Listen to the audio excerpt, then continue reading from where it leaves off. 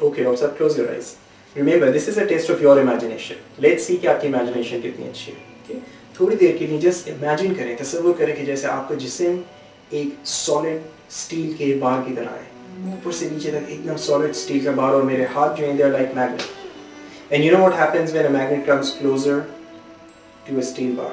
So just imagine कि आपकी body एक solid steel bar की तरह है, and your body is moving back and forth. That's right. Just imagine yourself as a solid steel bar, and you allow your body to move back and forth. Just allow yourself to use your imagination. That's right. Moving back and forth. बिल्कुल आसानी से आपकी body एकदम solid steel bar की तरह आगे और पीछे, बिल्कुल आसानी के साथ, बिल्कुल easily, बिल्कुल solid steel bar की तरह आगे पीछे, बिल्कुल आसानी के साथ एकदम solid एक steel bar की तरह, बिल्कुल आसानी से. That's right. Very easily allowing yourself to move back and forth. बिल्कुल solid एक steel bar की तरह, बिल्कुल easily आपको solid एक steel bar की तरह, आपको जिस्म बिल्कुल solid एक steel bar की तरह आगे पीछे, बिल्कुल solid एक steel bar की तरह, बिल्कुल आसानी से. That's right.